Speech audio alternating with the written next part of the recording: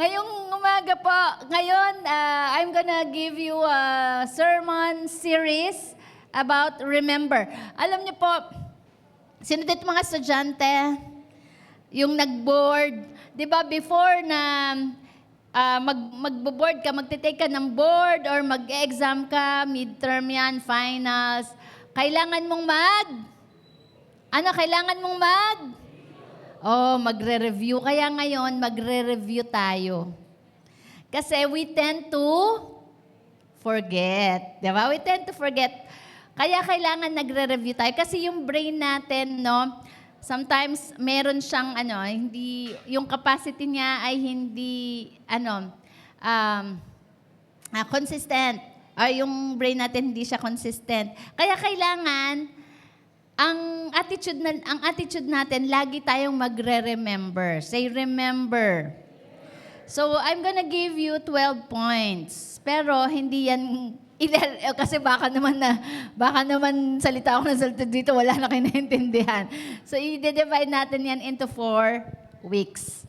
Okay, so we are in the Remember series. God has given me this message in order for us, no? Kasi for us to live and to walk on that path, on that yung road na kung saan talagang hinanda ni Lord going to our promised land.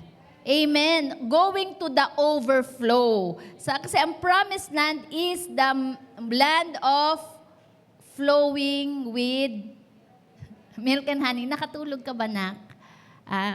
Kaya, nakatulog ba kayo kagabi? Okay, kahapon po nasa training kami. We love equipping and training. Training is our happy hour. So kahapon may mga training ang pastors and leaders, punta kami ng Parañaque.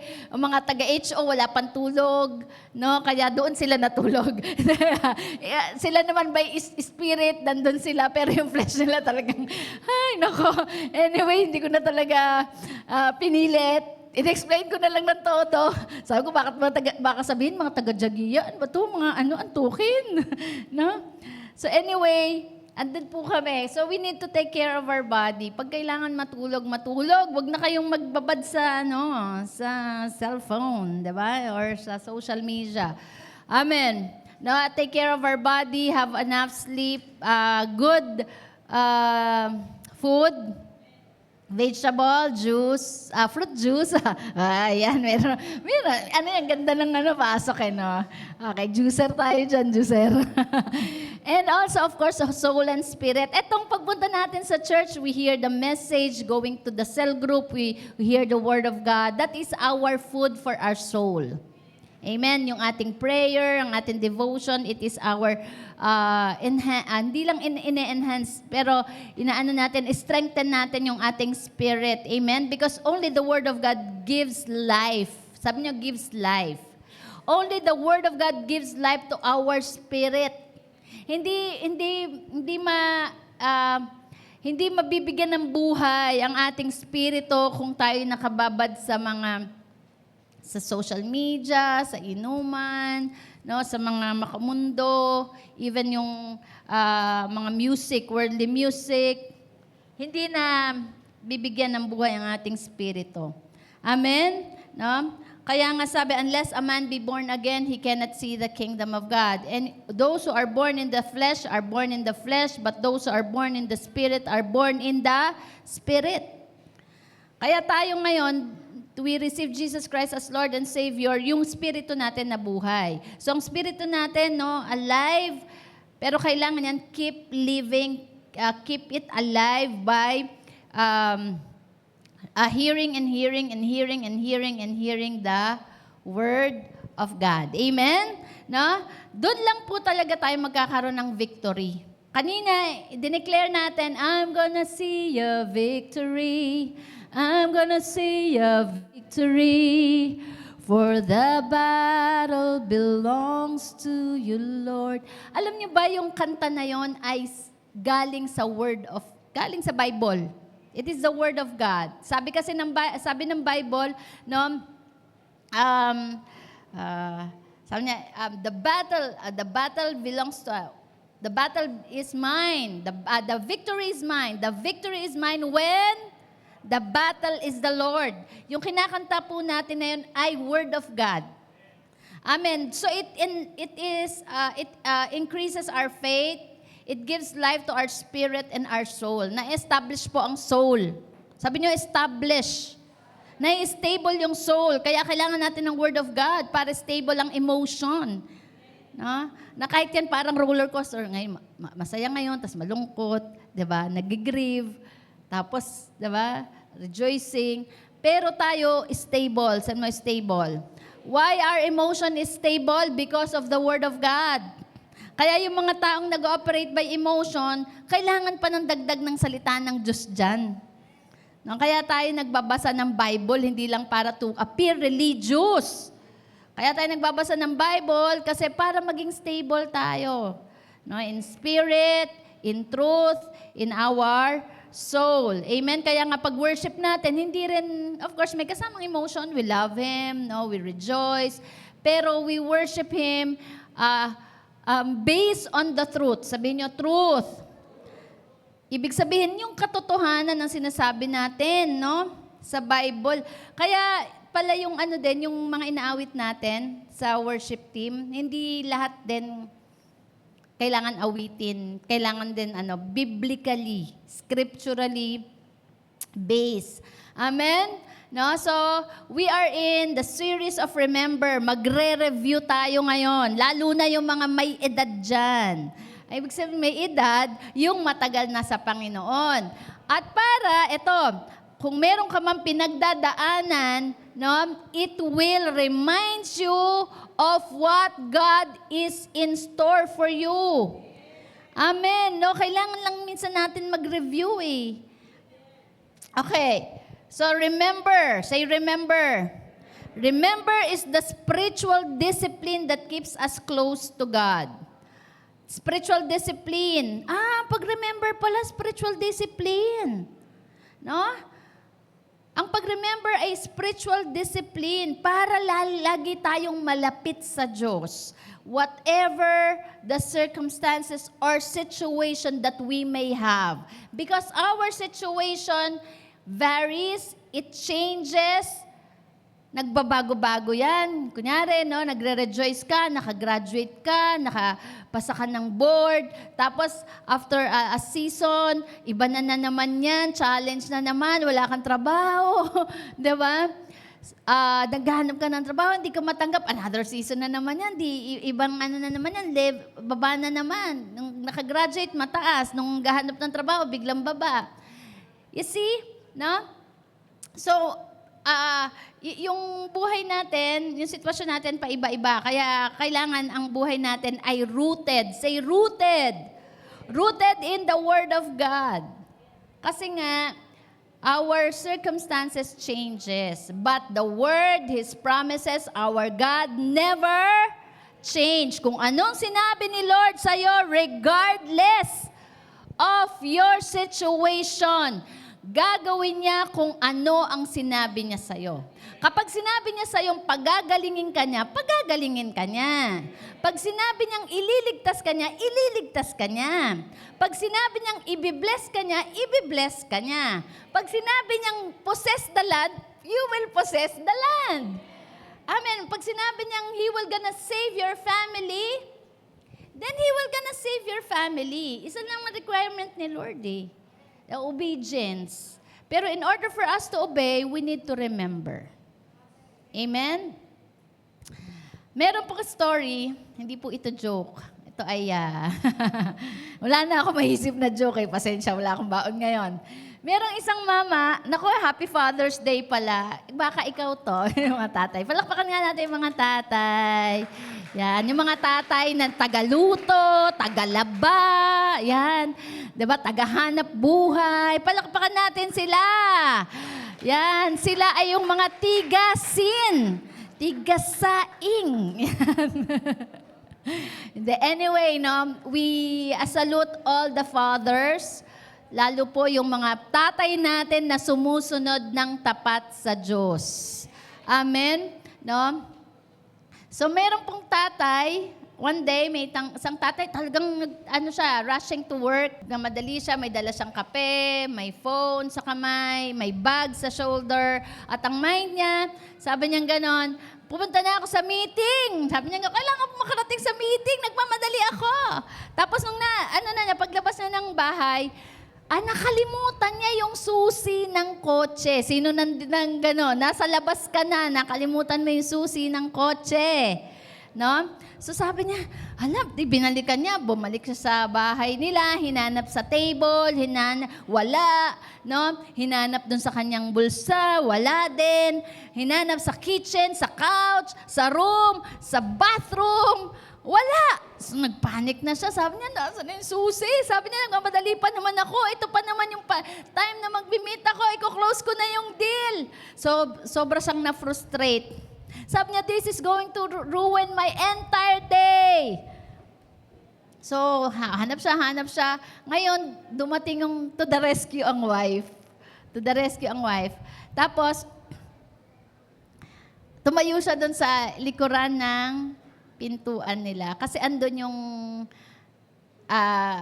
sinasabit yung mga keys. Ang sabi niya, hindi mo nawala ang susi. Eto siya. Itinuro ang susi nandun nakasabit doon sa pintuan. Actually, para tayong ganun eh. Minsan, hindi natin, nakakalimutan natin kung saan nakalagay. No? Parang ako lang Miriam. Si Miriam po tagahanap, Miriam, wala ang susi. Miriam, nasaan ako? Hanapin mo yung hikaw ko. Ganun eh. Talagang nagpapanik ka na. Sometimes we panic. Actually, yung mama na yon, yung tatay na yun, he didn't lose the keys. Nakalimutan niya lang kung saan nakalagay. The problem was not the absence. The problem is the forgetfulness. At exactly, ganun ang maraming believers ngayon na we have not necessarily abandoned by God. Hindi naman tayo iniwanan ng Diyos. Nakalimutan lang natin. And we are simply distracted. Nadidistract tayo sa mga pangyayari, sa mga sitwasyon. Hindi tayo ni-reject ng presensya ng Diyos. We simply stop remembering God. Hello, sabihin mo nga sa katabi mo, hindi ka ni-reject ni Lord. Nakalimutan mo lang na kasama mo si Lord. Hello? Hindi nawala ang pangako ng Diyos. Nakalimutan mo lang ang mga pangako ng Diyos. Sometimes we think our spiritual problem is that God is far away. Minsan naisip natin, sa sitwasyon natin, ang layo na ni Lord. But many times, God is exactly where He was always been. He's always been there with you. Sabi niya, I will never leave you. Isaiah 43, I will never leave you, nor forsake you. Di kita iwanan, di kita pababayaan. At kung nasaan si Lord noon sa buhay mo, nandyan pa rin siya sa'yo hanggang ngayon. The problem is our memory nagdrifted na or nakakalimot na. Kaya nga the greatest tragedy in the scripture was not the people did not know God. Ang problema hindi yung hindi kilala ng Diyos, ay hindi kilala ng tao ang Diyos. Diba? Ulitin ko, ang problema hindi yung hindi kilala ng tao ang Diyos. Kilala ng tao ang Diyos. Alam ng tao na may Diyos. But the problem is they forgot God.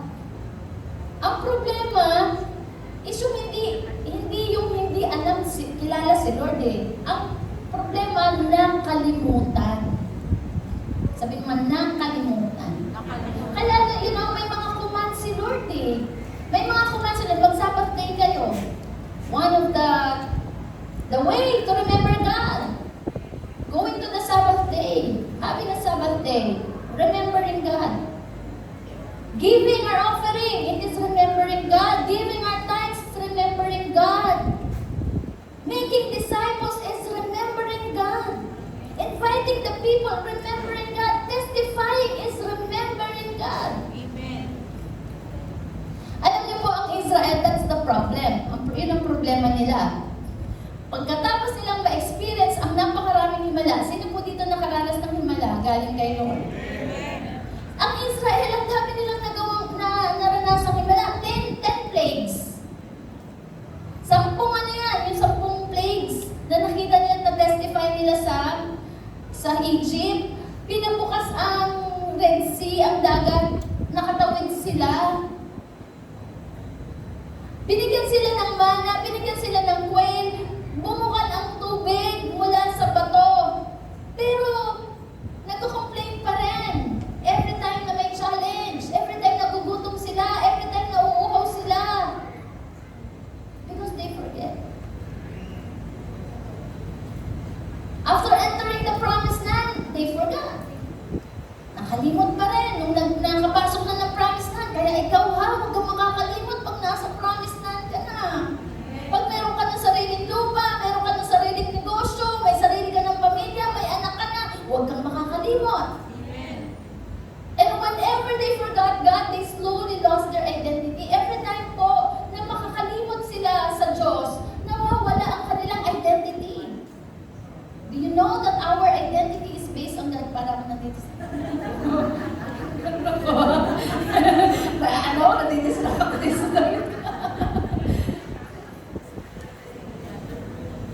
Every time we forgot our God, we lost our identity. Ay, huwag kang makakalimot. Pagka-boyfriend ka, mag-asawa ka, huwag kang makakalimot. Kasi malo-lost mo yung identity mo. Ma-promote ka, huwag kang makakalimot.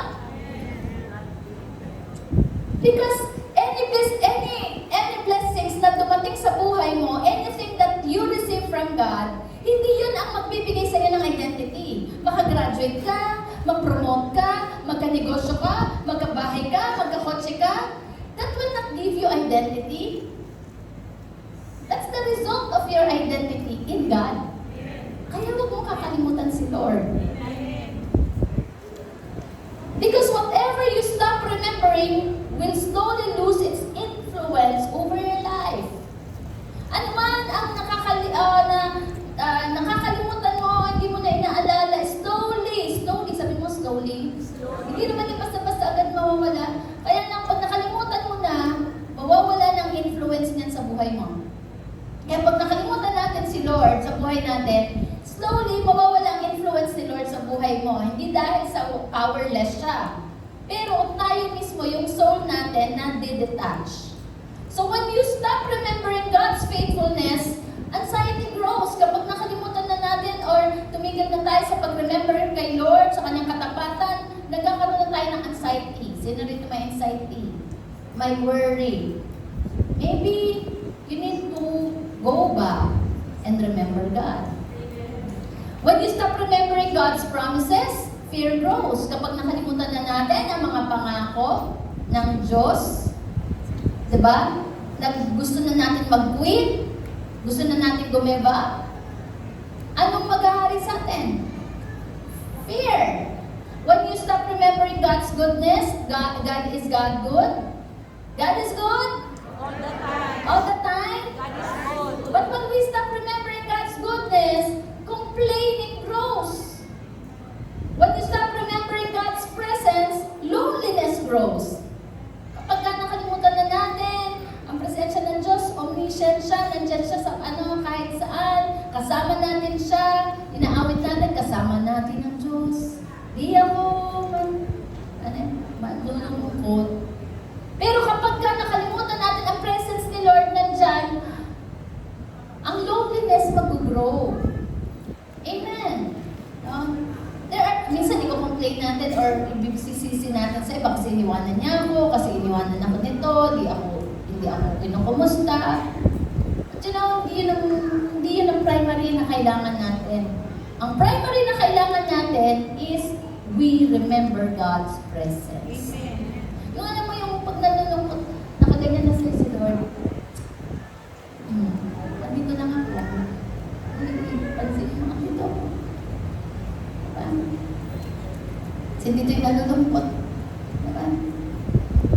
remember God's presence.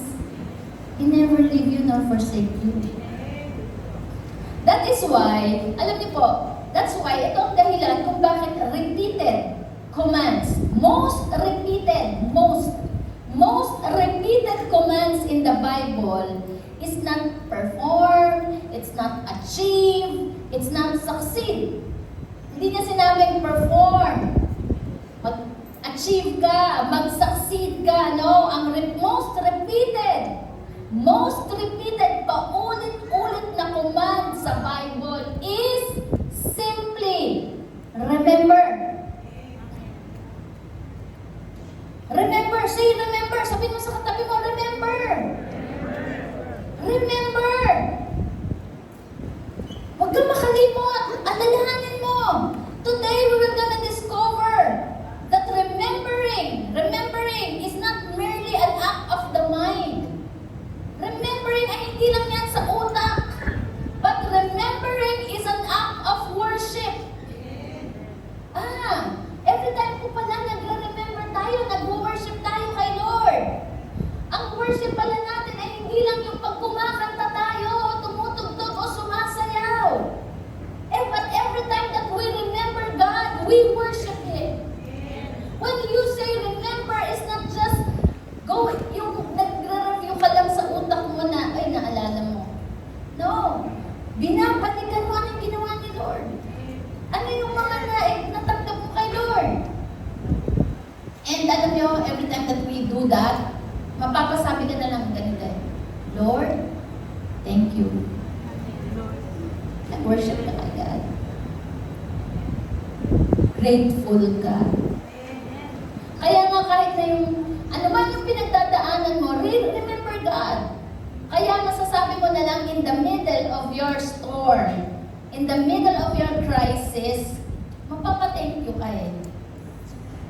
Amen ba? Can I hear an amen? Because the things you repeatedly remember, the things, again, listen, the things that you repeatedly remember will eventually shape the person you become. Yung palagi mong inuulit-ulit na alalahanin sa isip mo, yan ay nagmo-mold, nag-shape, nagfo-form ng kung sino ka ngayon at sa future. Hello. Kaya nga when we remember God, we remember God's goodness, we remember His promises, ano ka talaga, ma-remind ka, hindi ako mahirap. Hindi ako kawawa. Hindi ako mag-isa. Hindi ako bobo. Hindi ako pangit. Hindi ako mahina. Dahil ang sinabi ng Panginoon, you are fearfully and wonderfully made by God. Tama? I can do all things through Christ who strengthens me. Yun naman ang sinasabi, remember. And perhaps the greatest reason we should remember God is because while we may sometimes forget Him, ito, the reason why na kailangan natin na talagang struggling ako dito anyway. Parang sumisigaw na, good! No? Okay. Pasensya na kayo Pwede kayo mag-bibis mo na ako.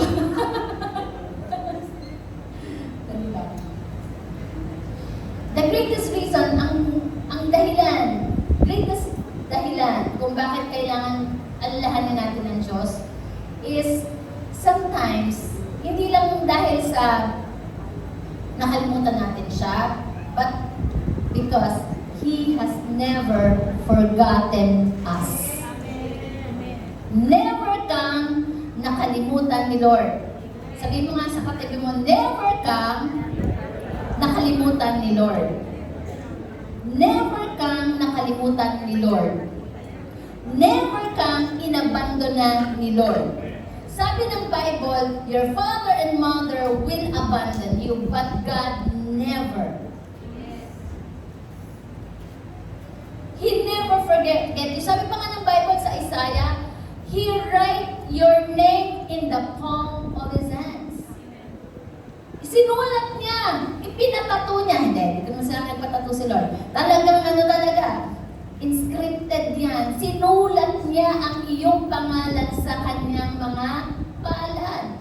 You know, sabi, paano ba isusulat ni Lord? Ang dami-dami na, you know, si Lord kasi pagka nag-deal, individual eh. Depende na lang sa iyo kung detect mo yan. Pero, as you will trust Him, talagang i-confess mo yan as individual. Isinulat ng Diyos ang pangalang Sarah J. P. Verana sa kanyang palad. It means, pag sinulat, inscripted, binaon yan, hindi nabubura, ibig sabihin, hindi ka nakakalimutan ni Lord. Throughout the scripture, paulit-ulit yan, hindi niya sinabi na try harder, but the Lord said, remember. God knows that human beings have a tendency to forget what they once prayed. Minsan nakalimutan na natin kung anong pinag-pray natin. Ano yung nakalimutan natin, yung minsan tayong umiyak sa Diyos. Nakalimutan na natin yung minsan na naranasan natin mga himala. Nakalimutan na natin yung mga na-celebrate na natin. And eventually, makakalimutan na natin ang Diyos na siya ang nagbibigay ng lahat. Nakalimutan mo na ipinag-pray mo yung mapapangasawa mo at ngayon, asawa mo na siya. Tama? Nakalimutan mo na, dati nag-pray ka ng anak, ngayon may anak ka na. Nakalimutan mo na yan. Dati, nakalimutan mo na, dating nagpe-pray ka ng bahay, ngayon may bahay ka na. Dating nagpe-pray ka ng sasakyan, ngayon may sasakyan ka na. Never forget. Always remember. Kaya alam niyo ang Diyos noon sa Israel, si Lord talagang nagpaparecite siya ng history. History matters. Because it reminds us of the good things what happened in the past. Although God is doing a new thing, pero may point of reference tayo. Bakit natin kailangan magtiwala at dapat tayong magtiwala sa Diyos ngayon at sa future natin? Because of what God had done. Huwag tayong makakalimot. Amen. Salamat. Anak. Diyos, anak, salamat. Hindi, Diyos talaga anak niya. Ano niya, ang pangalan niya. Ayan. So, sobrang init talaga. Bababa na ako. O, tara na, tapusin na natin ito. Ay, nako. Hindi. Isa lang ang ibig sabihin na tayo, magpapa-aircon na tayo. Amen? Amen. At ang vision pa natin ito na, sige, i-declare na natin, magpapasolar tayo. Kaya kahit magtaas ang mineral, ay bahala kayo magtaas kayo dyan, basta kami nakasolar. Diba? Kung may sobra tayo, sabihin natin sa mineral, kailangan ng kuryente, marami kami yan, susupay kami sa inyo. Diba? Okay, declare natin yan. Amen. Our God is faithful. Our God is a God of miracle. Amen. Sige, maraming salamat sa inyo. Ang gagwapo ng mga taga-Jagigan, di ba? O, yan. Ano yan? Huwag muna. For your eyes only lang yan. Okay. Mababait siya. Okay. So, eto to. Ang history ng Israel, ganito. Hindi ko yata ito naibigay dun sa multimedia. Ito, ganito. O, miracle. Diba? Itong ano nila, pattern. May miracle. Siyempre, nag-cry out, Lord, we need a miracle. We need a miracle. O, diba? We need a miracle. At nag-cry out sila kay Lord, nagbigay ng miracle. Diba? Nag-cry out sila, Lord, bigyan mo kami ng tagapagligtas, ng Redeemer. Pinadala si Moses, may himala, ang dami. No? Tapos, naging grateful sila. Gratitude. Tapos, after that, syempre, na-comfort. Ayun, eto na. Eto na. Watch out. Huwag kayong mag-watch out sa kanila, sa akin kayo mag-watch out. Okay. Miracle. Diba? Receive natin yung answer ng prayer. Great gratitude. Pasalamat. Then, na-comfort. Eto na. Dito. Forgetfulness. Pagkatapos ng comfort, nakakalimot na. Gumanda ng buhay. Sumaya na ang buhay kasi napakasalan ng gusto. Nagkaanak.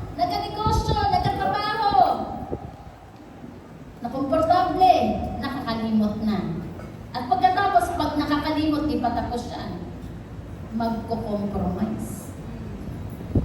Pag nakalimot kasi tayo, ang tendency natin, nakalimutan natin ang Diyos, magko-compromise na tayo. Makakalimutan na natin yung command niya. Hindi na tayo magsisimba, hindi na tayo magbibigay.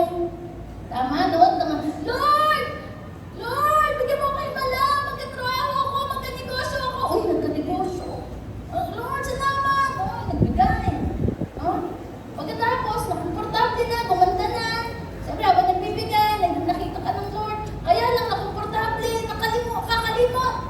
Pagkatapos, kapag nakalimot na, magpo-compromise na. At, distance from God. Palayo na kay Lord.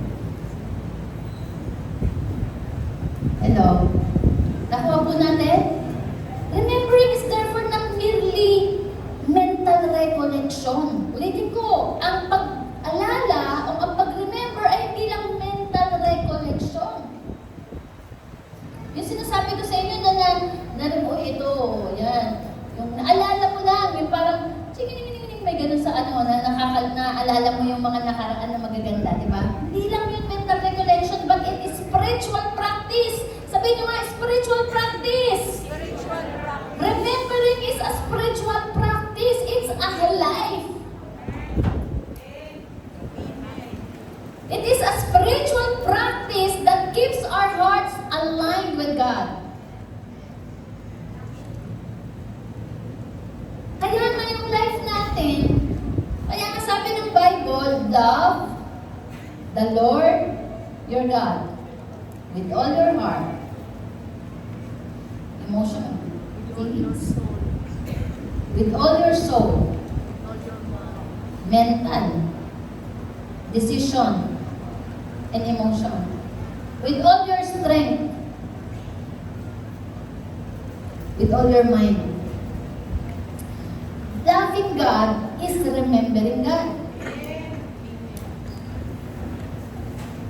Kasi pag nagre-remember tayo kay Lord, nag-a-align tayo sa Diyos. We become what we repeatedly remember. Again, we become what we repeatedly remember.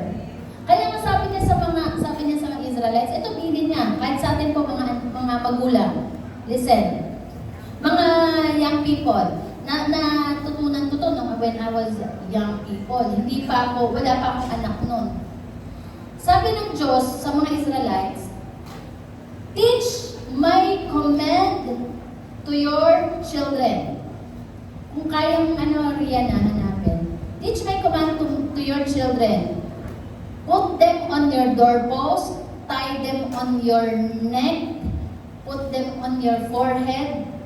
Ganon kaliteral na sinasabi ng Diyos, pinapaalalahanan ng mga Israelites, na ituro nyo sa inyong mga anak ang aking salita, ang aking ginawa, ilagay nyo sa mga dingding nyo, sa mga lugar na kung saan mababasa.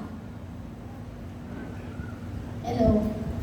Kaya nga the best na ilalagay natin sa wall natin, mga Word of God. Amen. Kasi it reminds us of who God is. Amen. Amen. Amen.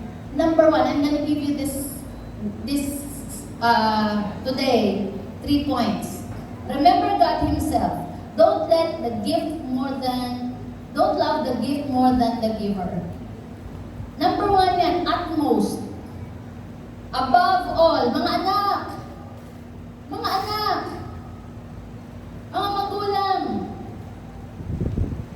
what we repeatedly remember, we become. What we repeatedly remember in our family becomes. Kapag puro galit, ang naaalala natin, galit ang mamumuno o maglilid sa bahay. Tama. Amen. Kung kalaswaan ang nare-recall sa loob ng tahanan, kalaswaan ang mabibiyak sa loob ng bahay. But when we remember God Himself. We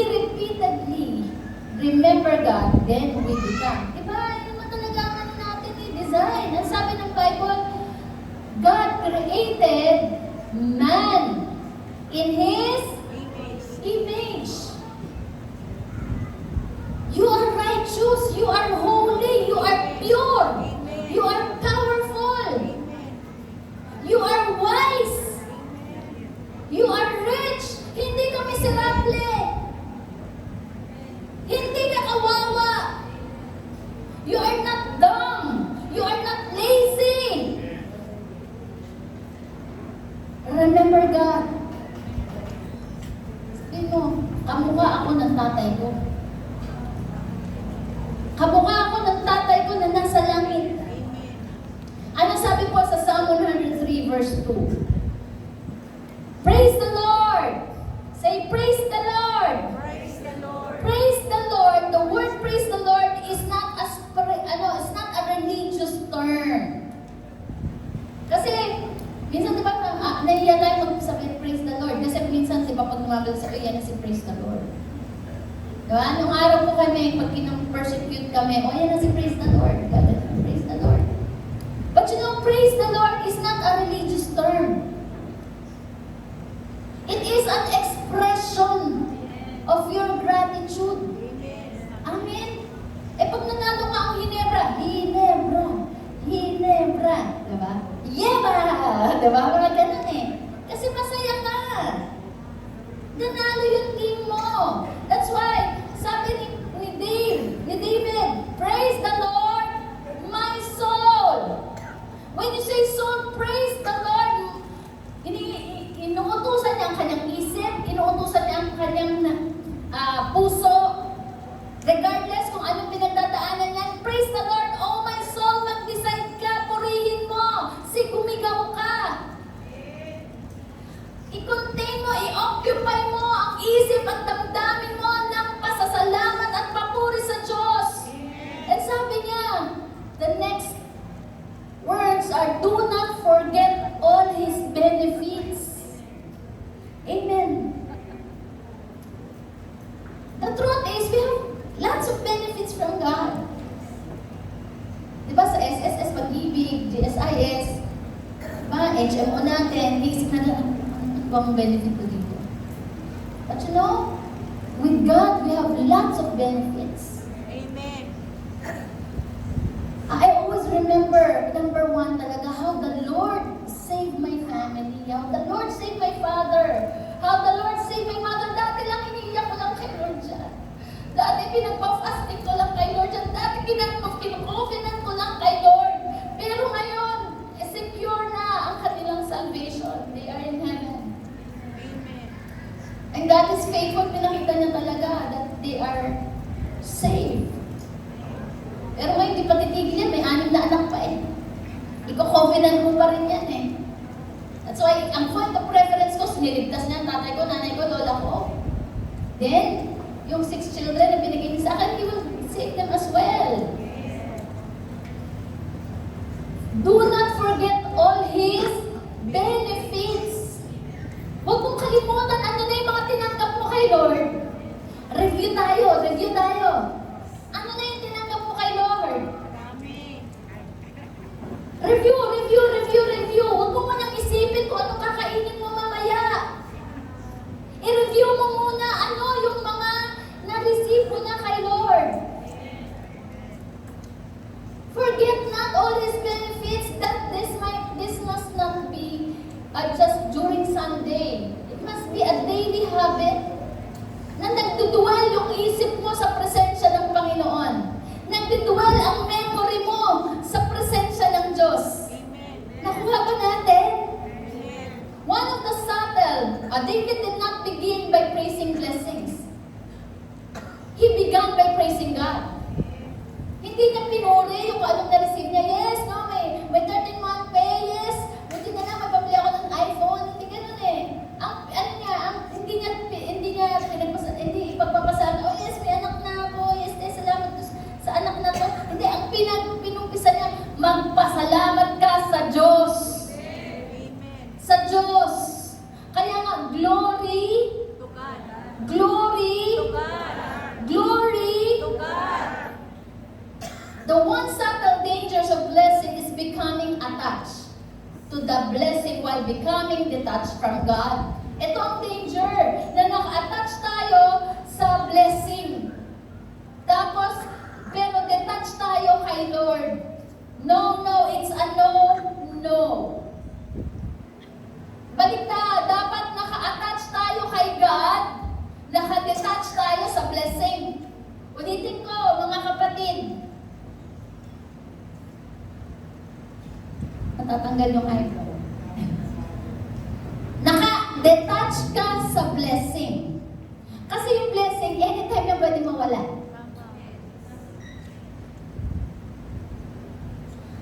One reason maybe, kung bakit ako naka-move on when I lost my loved ones, especially when I lost Pastor Alan. Hindi ako sa kanya attached kay God. But I'm thankful to have a husband like him. Very thankful, and I miss him so much. Pero yung attachment kay God. Amen? So, kay God ka naka-attach, hindi sa blessing. Hindi sa anak mo, hindi sa asawa mo, hindi sa kotse mo, hindi sa bahay mo, hindi sa negosyo mo, kundi sa Diyos lang. Many people seek God's hand but neglect God's heart.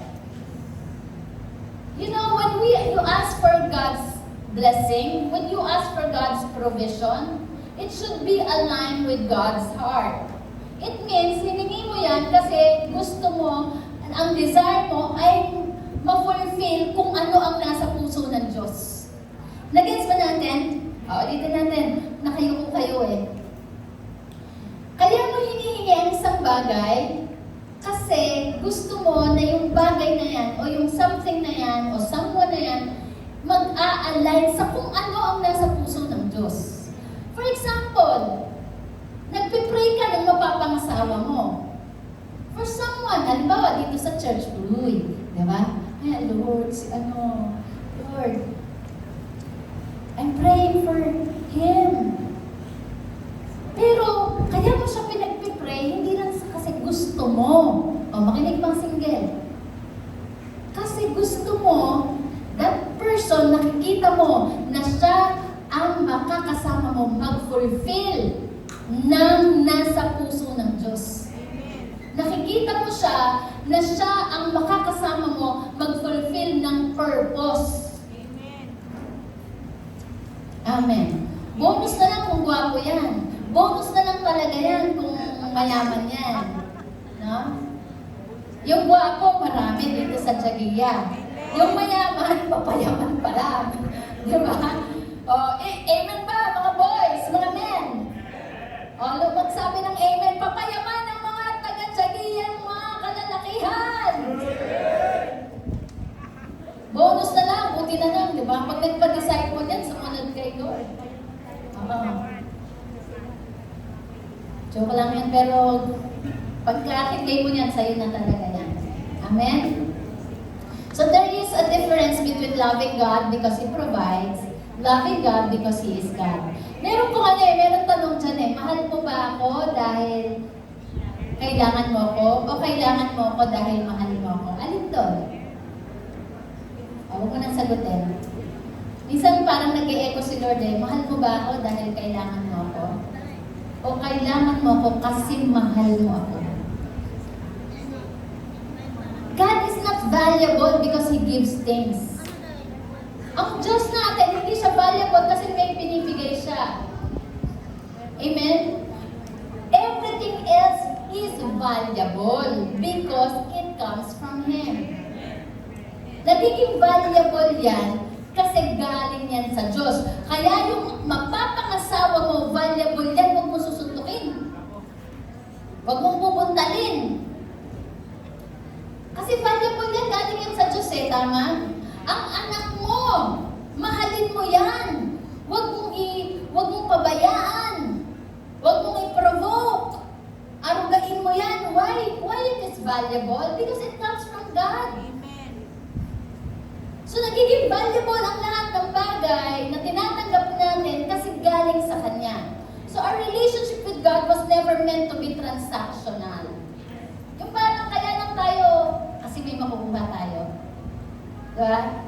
Iba na yun, ibang level na yun eh. Pwedeng initially, kaya ka pumupunta sa church o sa sermon kasi may makukuha ka, parang ganon. Pero hindi ko naman sinasabing, hindi ko kinukondem yung ano ha. Kasi it depends on the level of our maturity. Pero pag nag-grow na tayo in our relationship with God, hindi na siya transactional. Ibig sabihin, whether may na, hindi na ka-after dun sa makukuha mo. Kundi after ka na sa Kanya mismo. If every blessing disappeared tomorrow, ang question is would you still worship Him? Kaya nga yung detachment sa kung ano man meron ka at attachment kay Lord. Because everything in the world is temporary. Only God is permanent. Kaya i-prepare na natin ang sarili natin dyan. Kaya nga, we pursue, we are after Him. Kaya si Job, nung sinabi niya, si Lord, ang nagbigay, siya rin ang kukuha. Kaya hindi nagkasala si Job when he was tested.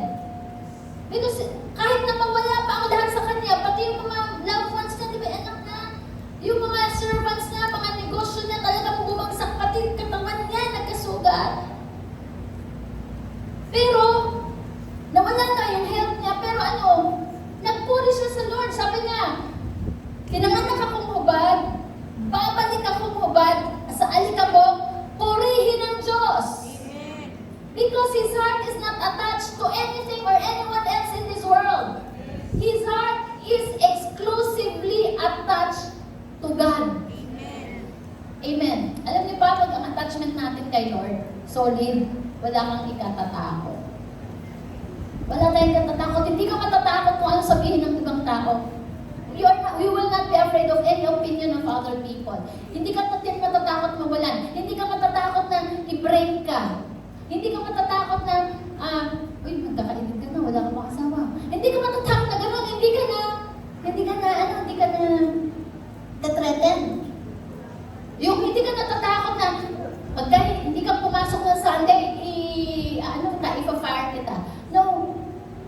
Wala kang takot eh. Why? Because your heart is attached to God. Alam mo na pag may nawala, may ibabalik at may double portion. Especially when we decide for God, for His name's sake. Tapos, tinanggalan ka dahil sa may inalis sa'yo, may tinanggal sa'yo dahil sa paglilingkod mo sa Diyos, dahil sa pagsunod mo sa Diyos, ay nako. Hindi ka matatakot dyan. Why? Because our source is God. Amen. Tanggalan ka man, alisan ka naman, ng sino man. Pag sa Diyos, kaya niyang ibalik yan. Amen. Double portion. Amen. Si Job, he lost everything, but at the end, hindi siya namatay ng miserable.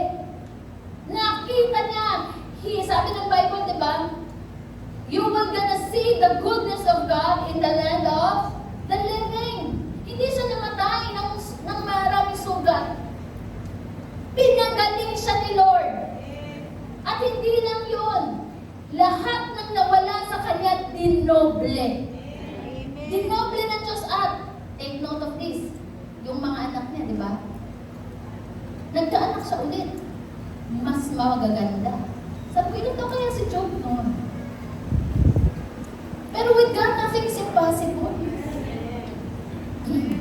Kaya nga, God is not a means to an end. Ibig sabihin, hindi siya yung means para makuha mo yung gusto mo. Hindi siya yung parang middleman sa buhay mo para makuha mo yung gusto mo. Hindi siya middleman na para makapangasawa mo yung gusto mo. Hindi siya middleman para makuha mo yung bahay na gusto mo, yung kotse na gusto mo. Hindi siya means. But instead, He is the end. He is the target. He is the goal. Amen. Baliktad. Kaya ako mag-aasawa dahil gusto ko mapalapit kay Lord. Kaya ako nagpe-pray na may kotse. Gusto ko magkakotse kasi gusto ko mas mapalapit kay Lord at magawa ko yung purpose ko, makapagsundo ako ng mga ma-disciple ko kasi yun ang gusto ni Lord. Amen. Kaya ako nagpe-pray ng bahay, ng negosyo, kasi yun ang gusto ni Lord.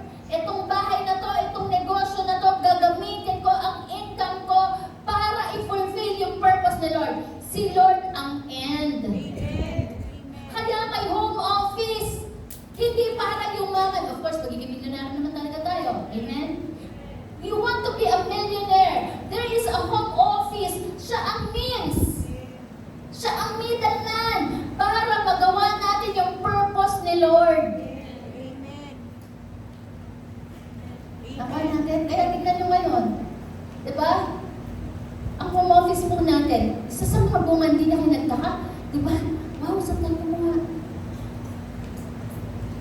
It comes from the seed project of the home office people. They are now become a blessing. Naging means yan para mabigyan tayo ng pakomportable na. Hello? Besides, everything in the world is temporary. Amen. Only God is permanent. Amen. Amen. Spend time worshiping God without asking for anything. Replace the prayer request with thanksgiving.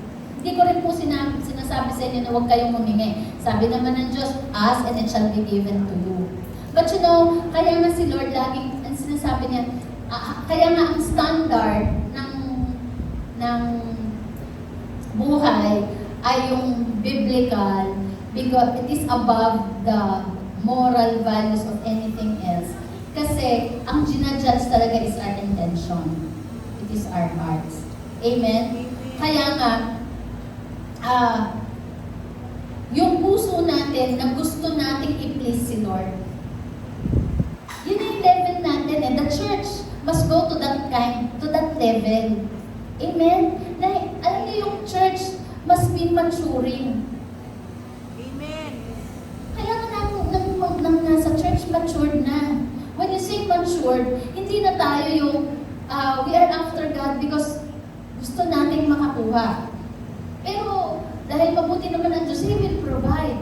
Pero we are after God because we want to be a help. We want to be a son, a daughter. Nakatuwang tayo sa gusto ng Diyos. Amen. Nag-gets natin mga anak? Amen. Anak ka in the kingdom of God. Kaya makita mo na ikaw ay katuwang Amen. ng tatay natin sa langit. Kaya tayo nagdi-disciple. Kaya tayo yung ating resources ay part talaga ng agenda ni Lord. Amen. Amen. Amen. Learn to sit in God's presence without an agenda, but God's agenda. Lord, anong gusto mo? Come on. Lord, Holy Spirit, anong gusto mo? Lord, ano yung, Holy Spirit, ano yung next natin after ng yero? Lampubong after ng bubong, Lord, anong next? Aircon. Anong susunod natin, Lord? After, eto na, rescue kabataan na. Amen. Pasukan na, Lord, anong gagawin natin? Woo! Excited ka sa anong gagawin ni Lord? Amen. And Lord, sige sabihin mo ako, sa akin excited ako, sa akin sabihin mo na.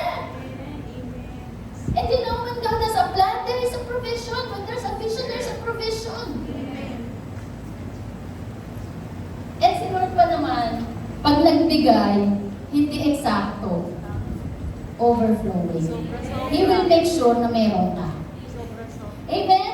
And pangalawa po, remember what God has done. Testimonies are fuel for today's faith. Remember what God has done. Una, remember God Himself. No? Remember God Himself. His very presence. And pangalawa, remember anong ginawa ng Diyos sa'yo. Dahil mga testimonies, yan po ay gasolina ng ating pananampalataya ngayon. Because life is full of challenges. Amen? Sino dito ang may mga challenges? Amen. Right? Kahit estudyante meron. School yan. Tama? Huwag mo lang sabihin yung challenge mo is sa ML. Wala na sila nag-ML. Wala na nag-ML dito sa Jalea. Ha?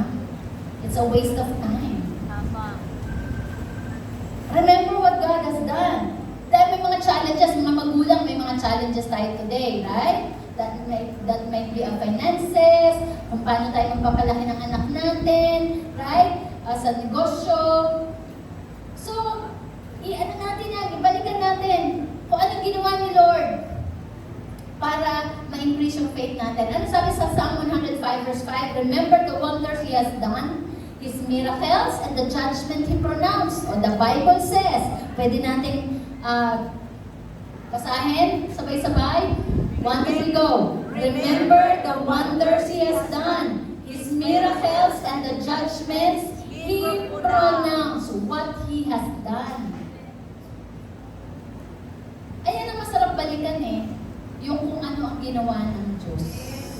Amen. In-instruct ni Lord John to repeatedly retell His work. God instructed Israelites, ulit-ulitin nyo sa inyong mga anak. Again. Si Lord mismo, sabi niya, ulit-ulitin nyo ako ano ang ginawa ko doon sa inyo noong kayo'y nasa Egypt. Ulit-ulitin nyo, retell. It's a testimony. Amen? Kaya mo talagang lagi pa rin ako excited. Excited pa rin ako balikan kung ano ginawa ni Lord, paano niya niligtas ang pamilya ko, paano niya ako inihangon sa hirap. Kung paano niya ako pinalakas during my darkest moment. I'm very excited because it fuels my faith at my present and at my future. Dahil alam ko na ang Diyos ko ay Diyos ni Abraham, ni Isaac, at ni Jacob. My God, is the same yesterday, today, and forever. Amen. Kaya nga, kung meron ka mang babalikan, maaring personal mong experience kay Lord, o pwede naman din na balikan mo kung ano ang na-experience ng iba. Because that is your point of reference. We are instructed to repeatedly remember, tell all His works, because forgotten miracles lose their power to strengthen future faith. Dahil ang mga nakalimutang himala ay nawawala ang kapangyarihan niyan para palakasin ang ating pananampalataya sa future. Amen. Every answered prayer becomes a monument of God's faithfulness. Dapat lahat ng mga sino dito may mga answered prayer? Taas ang kamay. That is monument. Those are monuments of God's faithfulness. Kapag inaatake ka ng takot para sa future, i-revisit mo ang history mo kasama ang Diyos. Tama? Pwede ba tayo magkaroon ng konti lang na just a moment of going back to the history, yung good things. Tignan mo yung katabi mo. Sige, tignan mo. Alala na yung asawa mo nandyan. Sige nga, i-revisit natin. Hindi ba't dati lang pinagpipray nyo na makasal kayo? Hindi ba't dati lang pinagpipray nyo na magkaanak kayo? O sige, tignan mo. O kahit yung anak mo katabi mo, o di ba dati lang ipinagpipray mo na sana may negosyo kayo? Sige pa, isa pang tingin. Hindi ba't dati pinagpipray mo lang yung disciple mo, ngayon katabi mo na? Isa pa, tignan mo ulit yung katabi mo. O di ba dati pinagpipray mo lang kasi yan dati nasa ospital, ngayon katabi mo na?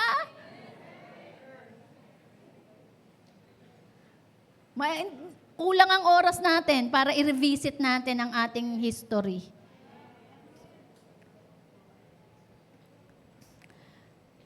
Ang anxiety po, ang worry na mamagnify kung ano pa yung hindi ginagawa ng Diyos sa buhay natin. When you worry magnifies what God has not done yet. But faith remembers what God has already done. Kasi minsan, ay naku, magkakabahay ba ako? Ang mga anak ko ba gagraduate? Sino kaya mapapangsawan ng mga anak ko? Ano magiging negosyo ko? Naku, makakagraduate ba ako? Papasa ba ako? Namamagnify yung kung ano pa hindi nangyayari. Pero kapag ang may nananampalataya ka, ang nakafocus ka dun sa ginawa na ni Lord. Ginawa ni Lord noon, gagawin niya ngayon. Yan sabi ng Bible. Kung anong ginawang himala ni Lord, gagawin niya rin. Nagpagaling siya noon, magpapagaling siya ngayon. At magagaling siya sa future. Nagbigay siya ng anak kay Abraham at Sarah, magbibigay siya ngayon ng anak sa atin. O sa inyo. Kayo na lang. Yung mga aspiring.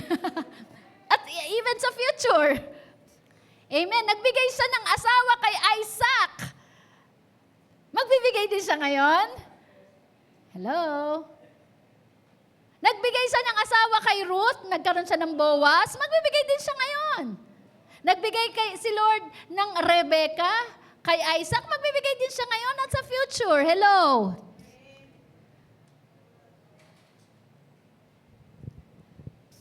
Nagbigay ng mga lupain si Lord kay Joshua. Magbibigay din siya ng lupain sa atin ngayon. Magiging landlords and landladies tayo.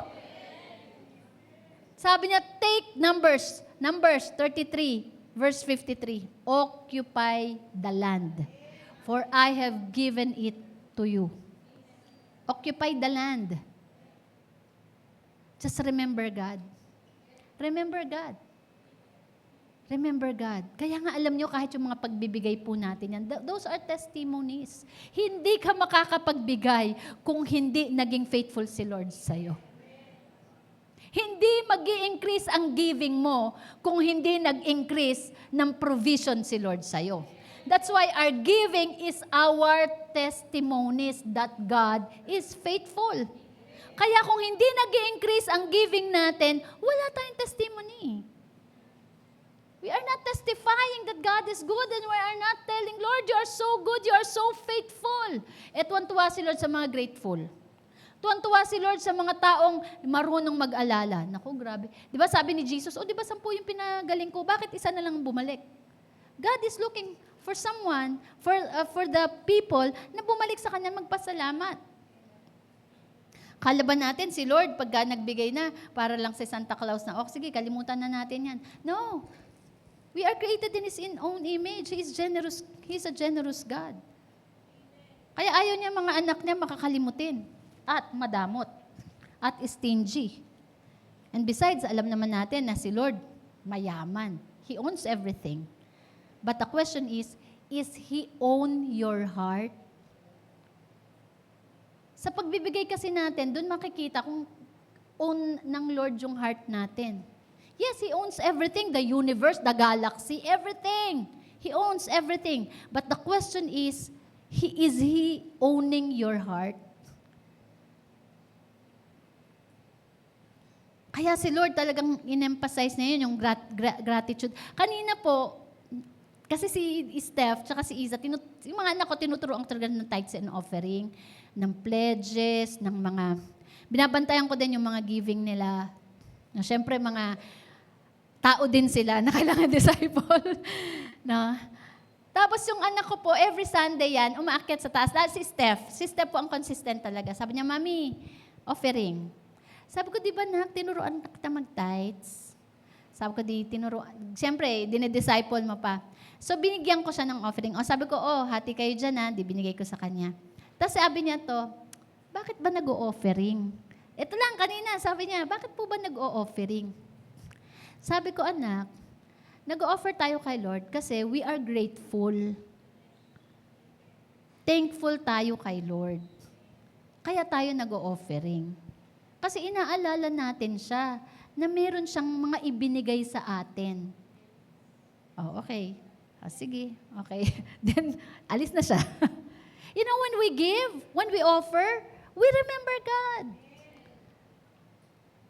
Kaya nga, mga anak, dumaan din ako sa pagiging young people. That's the very important thing that I learned as a young people and as a student. Huwag mong hahayaang lumagpas. Noon kasi pinapaikot pa yung bag Huwag mong hahayaang lalagpas ang offering bag na wala kang ihuhulog. Why? It's not the amount It is remembering God Hindi niya tayo sinusukat sa amount. Sinusukat niya tayo by percentage. By percentage, kaya nga yung 10%, it's a percent. Tithes, 10%. Hindi niya sinabing, 1,000, dapat tigo 1,000. Hindi. Sabi niya, 10%. It means kapag 10,000 ang income mo, 1,000 ang tithes mo. Pero kung 1,000 ang na-receive mo, 10% yan ay 100. 1,000 tithes and 100 tithes, it is equal. Because 10% pa rin yan. Nakuha natin mga kapatid, mga anak, ganun si Lord. Kaya, hindi mo pwedeng sabihin, 100 lang itong inihulog ko, itong tithes ko. Ang liit kumpara sa tithes niya, 1,000. Excuse me, parehas kayo nagbigay 10%. Unless na lang na ang ibinigay niya ay 2,000.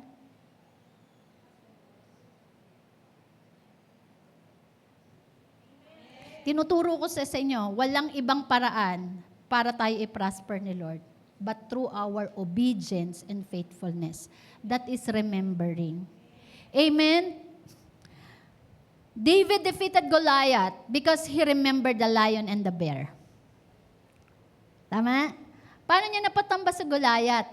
Hindi dahil sa strength niya, dahil inalala niya ang Diyos. Nung panahon na sinamahan siya na patayin ang leon at bear. Point of reference niya. And not only that, hindi lang Goliath ang kanyang mga pinantamba. Sabi ng Bible, marami pa siyang pinatumbang giants. Marami pa siyang binalatan ng Pilisteo. Marami pa siyang battles na ipinagtagumpay. Why? Because he remember God. If I recall, isa pa sa laban ni David, sabi niya, Lord, di ba yung sa Ziklag? Sabi niya, Lord, lalabanan ba namin if we will go? Kung sabihin mong wag, hindi kami mag-go. Pero pag sinabi mong go, then we will fight. He remember God first. Kaya nga yung mga laban natin ng buhay natin, yung mga challenges or yung mga, gusto mong magkanegosyo ng ganyan, gusto mong makabili ng bahay, gusto mong makabili ng lote. Tanong mo sa Lord, Lord, shall I go? Then if you say go, then I will go. Kasi sigurado gusto ko kasama ka.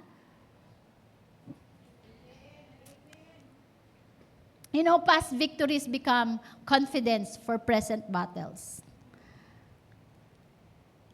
Ito ang suggestion ko mga kapatid, create a God did it journal. God did it. Meron kayong mga notebook? Huwag sa cellphone. Mag-notebook kayo, yung God did it. Ibig sabihin, a notebook of answered prayers. Yun yung mga history. Ilagay mo doon, answered prayers. Ano yung mga answered prayers mo? Unexpected provision. Yung hindi mo inaasahan, biglang dumating. Divine encounters. Yung mga experiences mo with God. No? Yung mga pinagaling ka, no, inisper ka sa mga danger and lesson learned. I-review natin yan kasi kailangan may may history book tayo para yun ang babalikan natin. Ang dami ko na pong notebook, siguro nasa mga 50 notebooks na. Yung iba nga nabahana eh. Pero alam niyo, pag ako nalulungkot o may fear ako, binabalikan ko yun, basa ako. Review during difficult seasons. Di ba mga estudyante, pag kayo magkakaroon ng finals, midterm exam, babalikan nyo yung notebook nyo para mag-review, para maalala nyo kung yung mga lessons na natutunan nyo. Same with God. Remembering. Ano yung himala na normal natin, na normalize natin that we should still be thanking God for? Ano yung mga himala na na-experience mo? Hello. Hallelujah. Pwede ba malakas na palakpak kay Lord? Hallelujah. Malakas pa sa palakpak mo sa Hinebra. Woo! Hallelujah! Di ba, Takgo? Yung mga nanood dyan ng Hinebra Games. Woo! Hallelujah! Thank you, Jesus! Di ba? O kaya Ruben, isulat mo yung yung patotoo mo. Si Ruben, At si Ruben po, maano ko lang, matestify ko, nasa home office po siya. Umiiyak siya sa akin minsan eh. Kasi masarap pakinggan, di ba, yung true story. Umiiyak siya sa akin. Kasi alam niyo po si Ruben, to be honest, ano siya, para siyang roller coaster. Okay.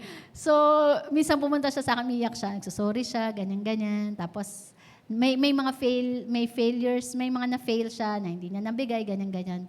Pero tinignan ko lang siya. Then, usap kami.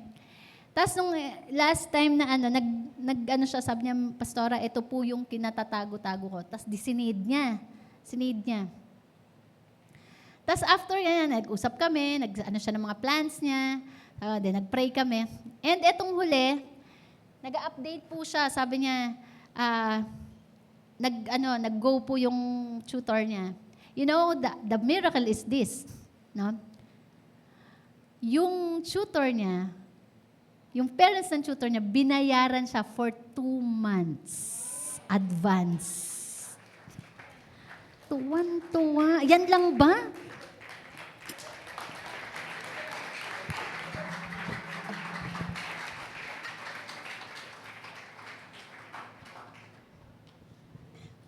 Gusto mo ba sabihin ko yung amount?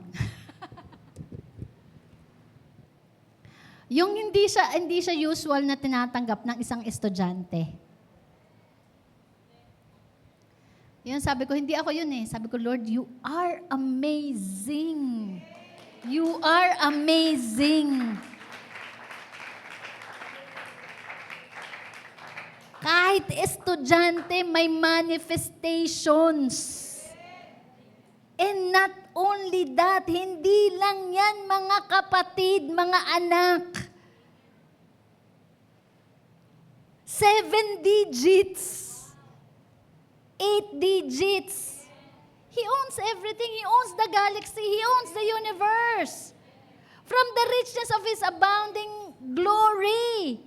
Ang provision ni Lord. Ang gusto lang ni Lord, ang kumandya, remember. Remember, kahit na minsan nakalimutan ka, pinapaalalahanan ka din, remember. Gawin mo kung ano yung katumbas ng pag-remember na yan. Last, remember God's word. Your memory must be filled with truth. Remember God's word. Your memory must be filled with truth. Punuin mo ang isip mo, ang memory bank mo, ang brain mo ng katotohanan. Because sabi ng Bible, the truth shall set us free. Ang katotohanan lamang ang magpapalaya sa atin. Ang katotohanan lang ng Diyos, ang salita ng Diyos ay katotohanan at ang katotohanan na magpapalaya sa sitwasyon natin. Magpapalaya sa kahirapan, magpapalaya sa bisyo, magpapalaya sa sirang relasyon, magpapalaya sa sumpa, magpapalaya sa mga masasamang gawa na ginawa ng ating ninuno. Truth shall set us free. Fill your mind with His Word. Sa pamilya po namin, ako unang na-born again, ako pong bunsong anak. Pero one important thing that I learned is the Word of God. Ang una ko na-memorize, John 14:6. Jesus said, I am the way, the truth, and the life. No one can come to the Father except through me. Isa pong sikreto, i-share ko lang. Alam niyo po, pag nagbasa ako ng Bible, noon, lalo na nung young people ako, no, bumili pa ako ng Bible. Hindi lang basta Bible. It is ang tawag dito, yung expository Bible. Hindi ko lang siya binabasa na yung pinaka-word na, halimbawa, for I know the plans I have for you, hindi lang po yun. Titignan ko sa ilalim, anong ibig sabihin nun? Ini-scrutinize ko po siya. Devotional Bible. At andun din yung application. It is filling. That is the way to fill your mind with the truth. It's not just shallow. You are digging your root. Talagang sinisigurado mo, bumabaon siya sa puso mo at sa isip mo.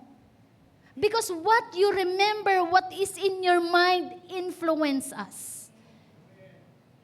Kahit ano pang sabihin natin, kung ano ang nasa isip natin, yun ang nag-i-influence sa atin. Nag-i-influence sa decision natin. We are soul.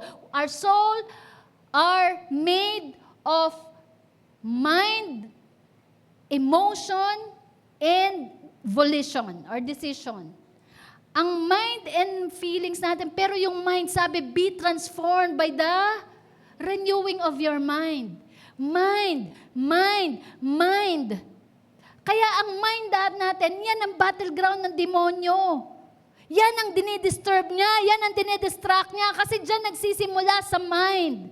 At kapag ang mind natin ay puno ng salita ng Diyos, kaya niyang i-stable ang ating emotion. Kasi ang emotion nagbabago. Pag pag may celebration, masaya ka. Pero pag merong namatay, malungkot ka. Pero ang mind is stable yan kapag nandyan ang salita ng Diyos. Whether you are celebrating or mourning, stable yan kay Lord. Kaya sabi, faith comes by hearing and hearing the word of God. And faith, nandito yan sa mind natin. Wala sa emotion. Binabalanse niya. Kaya niyang balansehin ang emotion. Kaya nga sabi, fill your word, be transformed by the renewing of your mind. Sabi sa Psalm 119 verse 49, sabi diyan, remember your word to your servant, for you have given me hope. Remember your word to your servant. Ipaalala mo, Lord, ang yung mga salita, for you have given hope. Saan nanggagaling ang pag-asa natin? Hindi sa salita ng presidente, ng senador, ng congressman, o sino man sa atin, o sino mang tao, ano man ang pangako ng tao. Sometimes, promises of God fails. Promises of man fails. Ang mga pangako ng tao, minsan magfe-fail yan. Hindi tayo bitter dahil nag-fail sila. Sa Diyos tayo. Sabihin mo nga, sa Diyos tayo aasa. Sa Diyos ang pag-asa natin because the Bible says, God never fails. God never fails. The word of men might fail.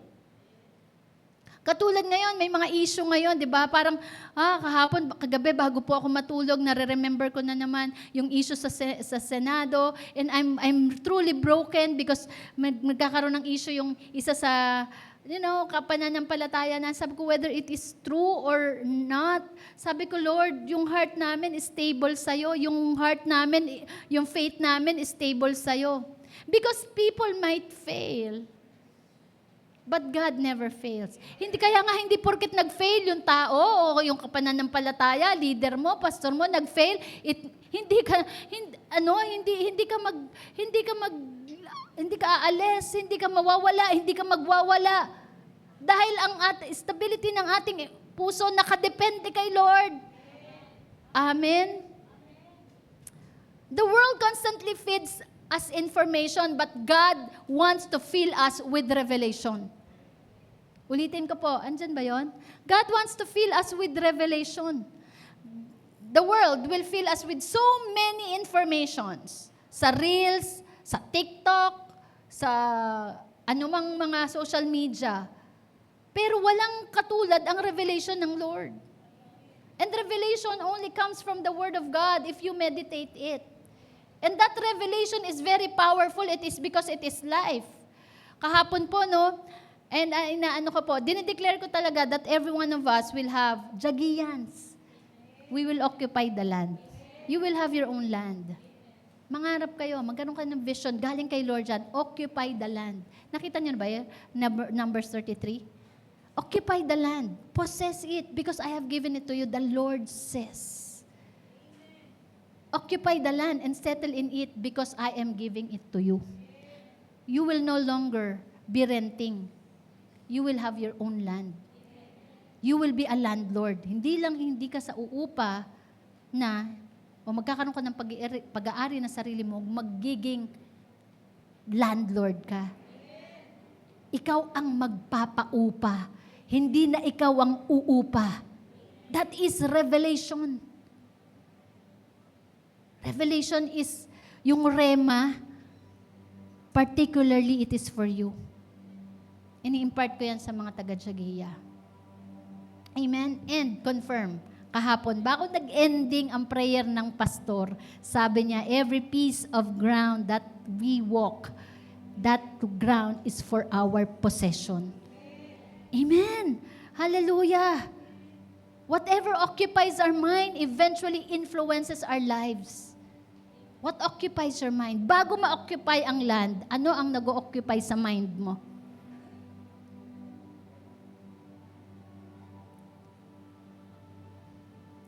Bago ka makagraduate, ano ang nag-occupy sa mind mo? Because what occupies you will manifest in your life. What occupies in your mind will manifest in your life. Pag nag-occupy dyan, healing, gagaling ako, lalakas ako, lifelong, long life. Magiging victorious ako, makakagraduate ako. Magkakaroon ako ng disciple. What occupies your mind? Remember the Word of God. Fill it with truth. Many believers are spiritually exhausted, not because God is silent, but because their minds are overcrowded. Hindi nagsasalita si Lord, kundi yung mind natin overcrowded. Ano ang nasa isip mo ngayon? Ano ang nasa isip mo ngayon? Alam mo, kaya pagka pumunta tayo sa church, no, ang prayer natin, Lord, give me revelation. Because your revelation is my life. Your revelation is my manifestation.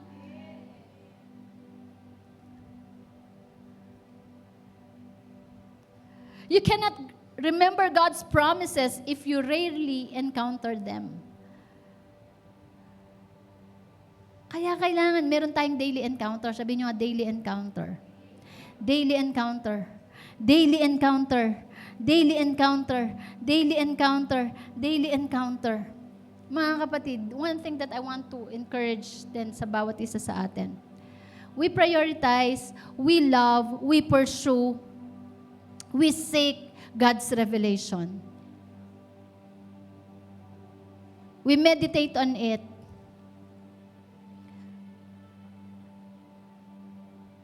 We remember it. And isa, sa para ma-remember natin yan at mag-multiply yan, dahil nasa social media na tayo, i-share mo. I-share mo. Huwag lang tayo ang laging nanonood ng reels. Ikaw dapat ang nagpo-produce. Do not be afraid. Do not be lazy in sharing. Hindi evil ang social media. Kung ang mga Kristiyano ay present at gagamitin natin sa pag-share ng gospel. We can only multiply if we share. Hayaan natin na ang ma-feel ang mga feeds ng mga salita ng Diyos. Hayaan mong ikaw ang panoorin, tayo ang basahin. Tama? Ang dami ng information sa social media, pero lack of revelation. God owns everything, even the social media. It's not evil. By the blood of Jesus, it should be redeemed. Walang pag-aari ang demonyo. Hindi niya pag-aari ang music, hindi niya pag-aari ang television, hindi niya pag-aari ang media. Ninakaw niya lang yan. Pero, sabihin mo, andito ako, anak ng Diyos. We are in the act of redeeming what belongs to God. What belongs to His people. Let the Word of God be known. Let the Word of God multiplies. Huwag yan mag-e-ending lang sa'yo. Share it. Hallelujah. Kaya pag hawak mo ang cellphone mo, hindi lang ikaw nag-aabang kung ano ang mababasa mo. Dapat ikaw ang inaabangan kung ano ang mababasa sa feed mo. Ano ang mababasa sa reels mo. Hallelujah. Kahapon sabi ng pastor, no? We must evolve. Right? We must evolve. We must improve. We must be more effective. Now, let us read Scripture. Read the Scripture. Daily practice. Read the Scripture. Meditate the Scripture. Share the Scripture. Gawan nyo ng magandang editing yan. Gawin yung magandang presentation yan. Why we are doing it? Because we remember God. We remember God. Ituro natin sa generation na to na i-remember nila ang Panginoon. I-remember nila ang Diyos. Memorize the verse. Memorize the Word of God. Ilan ang memorize natin? Minsan mas alam pa natin ang linya sa movie. Bakit na lang ako? Parang akong masama. Ano ba yun? Vilma Santos, bakit pag ang anak, pag ang tawag doon, pag ang nanay, nawalan ng anak, anak, nawalan ng nanay, ang tawag, ulila. Pero pag ang anak, ang nanay, nawalan ng anak, anong tawag doon? Isang ganda ng natin, di ba? Kabisado natin. Siguro sabi na, may memorize si pastor Let us memorize the Word of God. It is power. Say power. Power in our tongue. Power in our lips. Power in our lips. The power in our tongue is the Word of God when it is spoken. Hindi makapangyarihan ng barel kung hindi mo yan i-release, ipuputok. Ang salita ng Diyos dapat spoken. Say spoken. I have given you the power and the authority to trample on snakes and scorpions and to overcome all the powers of the enemy and nothing will harm you. Luke 10:19. Isaiah 54, no weapon formed against me will ever prosper. And Jesus said, upon this rock, I'm gonna build my church and no gates of hell can prevail. We demolish strongholds. We pull down every strongholds. By His wounds, I am redeemed. God provides. The Lord is my shepherd. I shall not be in want. He makes me lie down in green pastures. He leads me beside still waters. He restores my soul. He guides me in the path of righteousness for His name's sake. Though I walk through the valley of the shadow of death, I will fear no evil, for you are with me. Your rod and your staff, they comfort me. You prepare a table before me in the presence of my enemies. You anoint my head with oil. You anoint my head with anointing. You anoint my head with power. My cup overflows. And surely goodness and mercy will follow me all the days of my life, and I will dwell in the house of the Lord forever. Hallelujah! The Word of God is powerful. It's not just in the flesh, but in the soul and the spirit. Our body will just follow what our spirit dictates. But when the spirit is weak, what the body will follow? That's why we need the Word. We need the Word of God so that our spirit will always be strong. Amen. Hallelujah. Before I end, I want you to watch this short video. How the Word of God is so important to us, to our mind. Stop. Listen carefully. Every time you repeat God's word, your brain physically changes. This is not motivation. This is neuroscience. The more you hear Scripture, the calmer your mind becomes, the stronger your faith feels, and the weaker fear becomes. Romans 10:17 reveals it clearly. Faith comes by hearing, and hearing by the Word of God. Not scrolling, not silent reading, but hearing again and again and again. Because your brain is built on repetition. Science calls it neuroplasticity. God called it faith. Your brain does not automatically choose truth. It chooses frequency. If you keep hearing, "I'm not enough," "I'm afraid," "I will fail," your brain builds fear pathways. But when you repeatedly speak, "I am chosen," "God is with me," "I can do all things through Christ," your brain restructures itself around truth. Here's what most people don't know.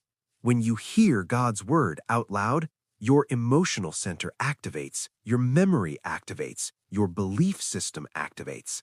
That's why music stays in your mind, and that's why God designed faith through hearing. Every time you speak Scripture, stress levels drop, fear centers calm down, decision-making sharpens, confidence rises. You are not just speaking verses, you are rebuilding your identity. That's why the enemy attacks your thoughts first, because a weak mind creates a silent spirit. But every time you speak God's word, you overwrite lies with truth. You don't need perfection, you need consistency. Try this for 21 days, 1 verse in the morning, 2 minutes of Scripture midday, 1 promise before sleep. Your brain will change, your faith will grow, your fear will shrink. Romans 10:17 is not just Scripture, it's God's blueprint for mental strength. Our brain does not choose the word, it chooses the frequency. What it hears, always, it resonates. Amen? Ano ang laging naririnig ng iyong brain? The Bible, the Word, and the science meets. Right? Ganoon, kinreate ang brain natin. God is not after the perfection, but consistency. So let us keep on repeating, remembering. Amen. Remembering, say remembering. Remembering. Ano yung sabi kanina? Romans chapter, verse 10:17. Tayo tayong lahat. Faith develops through hearing and hearing and hearing and hearing and hearing and hearing and hearing the Word of God. It's not just yung memory natin na ibinabalik lang natin, but remembering means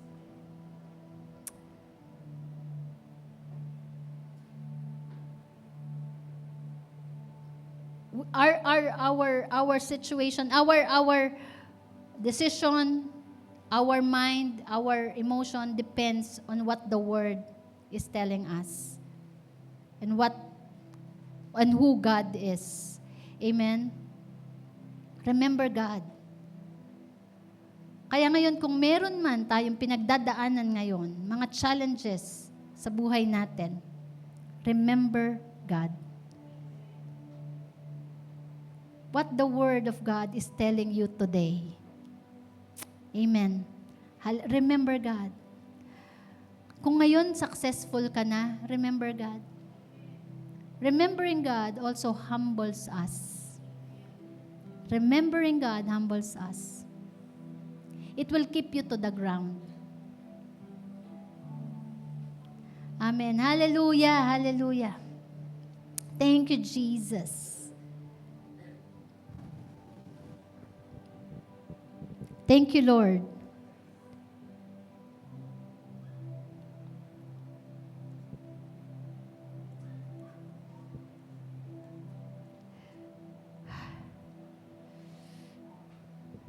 Remember God when life is good, so you won't abandon Him when life is hard. Remember God when life is hard, so you won't lose hope while waiting. Remember God every day because He has never forgotten you. Sabi sa Isaiah 49:15, can a mother forget the baby at her breast? Though she may forget, I will not forget you. Si Lord mismo, hindi nakakalimot. He always remember. He remembers you. Kung naisip mo na nakalimutan ka na ni Lord, no. Akbayan mo ngayon katabi, sabihin mo, the Lord never forgets us. The Lord never forgets us. We are on our way to our promised land. We are on our way to healing. We are on our way to prosperity. We are on our way towards our destination. Pero mga kapatid, mga anak, ito lang. On the journey, remember God. Hindi ka mainip sa pag-iintay kapag ine-enjoy mo ang presensya ng Diyos. Hindi ka mababagot at panghihinaan ng loob habang nagjo-journey sa pagsubok kapag ine-enjoy mo ang presensya ng Diyos. Lord, andito ako sa sitwasyon na to. Masakit, mahirap, pero mahalaga, kasama kita. Lord, hindi madaling maghintay. Pero Lord, habang naghihintay ako, maglilingkod ako sa'yo. Gagawin ko kung anong gusto mo. Sabihin mo, Lord.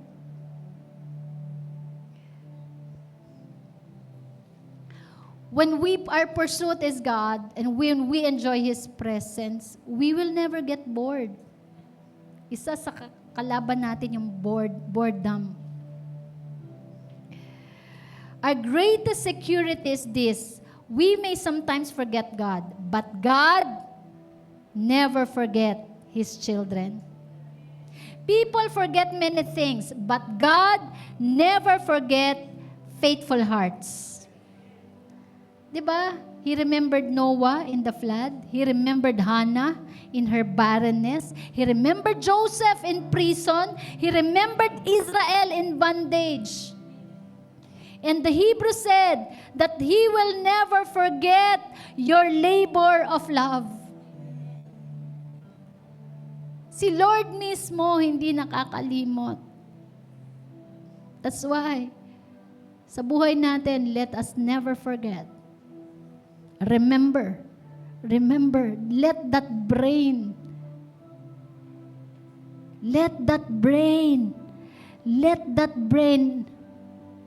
always recall what God had done, who God is. Recall every word that He had spoken. Amen. Remember that without Him, we are nothing. Lord, we need You. Ang buhay, ang brain na laging nagre-remember, hindi maliligaw. Dahil ang Diyos mismo na laging nakakaalala sa atin, hindi Niya nakakalimutan ang Kanyang pangako. Hallelujah, hallelujah. Ngayong umaga, come on, let us remember who God is, remember what He had done, and remember the word, the promise that He has given to you. I-recall mo, kapatid. Recall mo. As you close your eyes, let the Holy Spirit helps you to remember and recall what He had promised, the word that He had spoken. Amen? At kung ang isip mo ngayon ay overcrowded, i-lay down mo yan kay Lord. Hallelujah. Yung mga trashes, yung mga basura, yung mga toxins na na-inject sa'yo ng kaaway o ng mundo, let it down, place it down, bring it out from your brain. Clear your mind. And let the word of God. Hallelujah, hallelujah. Sa mga nadi-discourage, nawawalan ng pag-asa, the Lord is telling you, remember. Pinagaling ka noon, pagagalingin ka rin ngayon. Hallelujah. Iniahon ka ng Diyos sa hirap noon. Ngayon ay hindi ka pababayaan ng Panginoon to the next level and season of your life. You started from nothing and now you have something and the Lord will help you along the way to have more. Niligtas ka ni Lord noon, nililigtas na rin ang pamilya mo ngayon, ililigtas na rin ang mga disciple mo. God is sovereign and powerful. Hallelujah, hallelujah, come on. Lahat ng mga nakakaalala kay Lord, those who are in remembering moment, itaas mo ang kamay mo. Hallelujah. Thank you, Jesus. Hallelujah. Hallelujah. Habang nakataas ang kamay mo. Lord, salamat po. Come on, recall. Hallelujah. Oh, Lord. Ibukas mo yung bibig mo. Let us open our mouth. Let us open our lips. Let our brain notice the frequency. The frequency. Hallelujah. Thank you, Jesus. Dati lang, Panginoon. Hallelujah. Pinapangarap namin ang bubong na to. Ngayon, meron na kami. Dati, Lord, pinapangarap lang namin ang extension ng home office. Ngayon, nandyan na. It is existing, Lord. Hallelujah. Remember.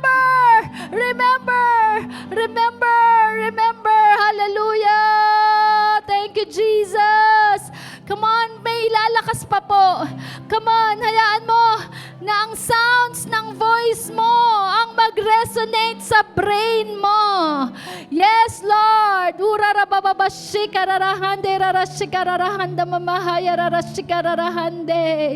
Thank you, Jesus. Hallelujah. Ikaw ay Diyos sa amin, sa buhay namin. Hallelujah. As for me and my house, we will serve you, God. As for me and my house, we will serve you, Lord. Come on. Hallelujah. Hallelujah. Hindi lang po cheer ang gagawin natin sa harapan ng Diyos, but it's a declaration of faith. It is a declaration of truth. Hallelujah. And the truth shall set us free. The truth shall set us free. The truth shall set us free. Hallelujah. And now, you recall, you remember, and you declare what is about God, what is about to do in your life. By faith, sabihin mo na, Lord, I'm gonna possess the land. Lord, I'm gonna have a new business. Lord, I'm gonna have a partner. I'm gonna have a spouse, Lord God, who will be with me in fulfilling your purpose. Hallelujah, Lord. Ibibigay mo ang pagkakatiwala mo po sa amin ang panibagong bahay. Papagkatiwalaan mo kami ng panibagong sasakyan. Lord, hallelujah. Mas marami pang leaders dito sa Jagi ang ma-raise up. Leaders who loves you so much, Lord God, with all their heart, soul, strength, and mind. Hallelujah.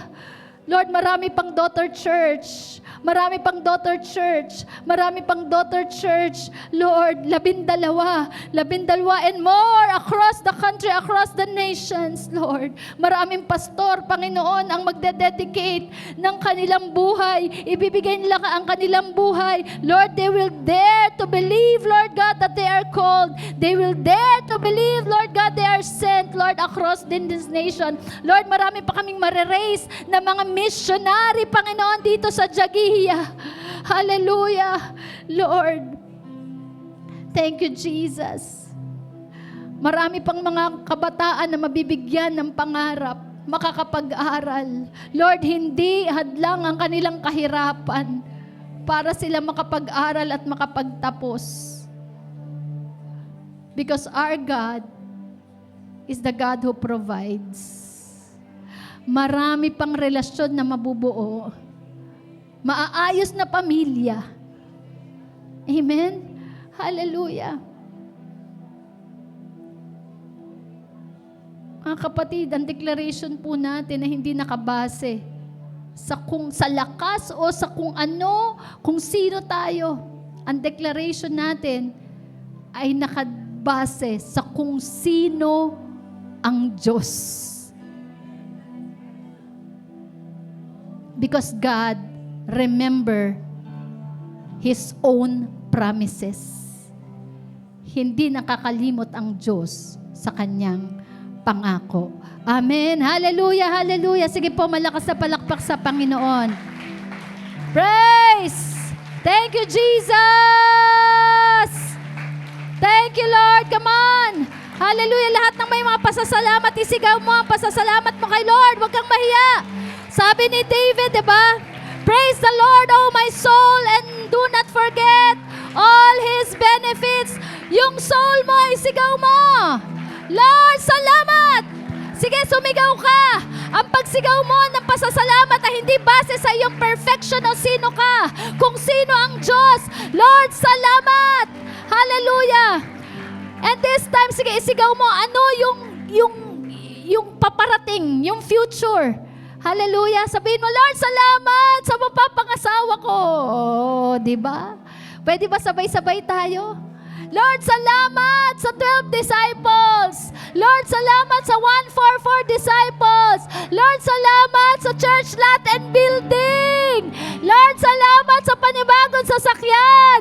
Lord, salamat sa anak na ibibigay mo sa amin. Ano man yon, sabay-sabay natin ipagpasalamat in advance. Lord, salamat sa bagong apartment. Lord, salamat sa bagong lupa. Lord, salamat sa 30 na clients.